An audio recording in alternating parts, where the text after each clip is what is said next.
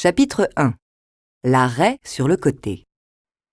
Benjamin, dépêche-toi, nous allons être en retard. Ça, c'est la grosse voix de papa Christian quand il fait semblant d'être en colère pour que je ne traîne pas trop dans la salle de bain. Mais moi, je sais bien qu'il me reste encore 2 minutes de mon temps à moi. C'est tous les matins pareil, sauf le samedi et le dimanche où je peux dormir plus longtemps. Les jours d'école, par contre, il faut que je respecte les horaires. Les horaires, c'est quelque chose de très important. Si on ne les respecte pas, ensuite tout marche de travers. Et moi, ça m'énerve. L'horaire du réveil qui sonne, c'est 7h moins le quart. Même que j'ai du mal à prononcer le 7, tout le monde comprend 5h moins le quart. Et souvent, on me demande pourquoi j'ai besoin de me lever si tôt. Et moi, ça m'énerve. À partir de là, j'ai 15 minutes pour prendre mon petit déjeuner. C'est un moment très important, afin de se sentir en forme pour le reste de la journée.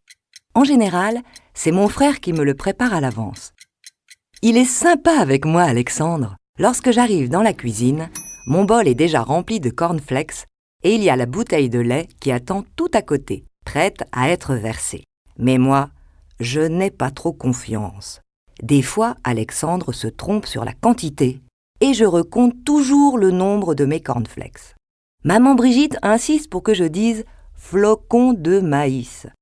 Et papa Christian ajoute toujours que ce n'est pas parce qu'ils ont débarqué une fois sur nos plages qu'on doit inviter les Américains tous les matins à notre petit déjeuner familial. Entre 60 et 80 cornflakes, ça fonctionne. C'est un bon petit déjeuner. En dessous ou au-dessus, c'est la catastrophe. Le nombre de cornflakes dans le bol du matin, il ne faut pas rigoler avec ça. Sinon, après le monde tourne à l'envers et plus personne ne s'y retrouve. Ça énerve mon frère que je recompte, mais c'est plus fort que moi, je n'arrive pas à m'en empêcher. Ensuite, je dois me laver le visage et me coiffer. Je dispose de 10 minutes pour cette opération. C'est beaucoup de temps pour une si petite opération, mais la salle de bain se trouve au premier étage. Et pour moi, c'est plus compliqué de monter des escaliers que pour la plupart des personnes. C'est important d'être bien coiffé, alors je fais très attention. Je suis un spécialiste de la raie sur le côté.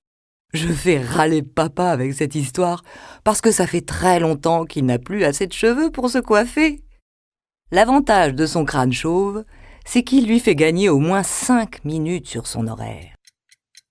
Enfin, il me reste 20 minutes pour m'habiller. Avant, il ne me fallait que 10 minutes pour accomplir cette opération. Mais maman m'aidait beaucoup. Depuis que je suis plus grand et que je veux tout faire seul, la durée de l'habillage s'est allongée de 10 minutes.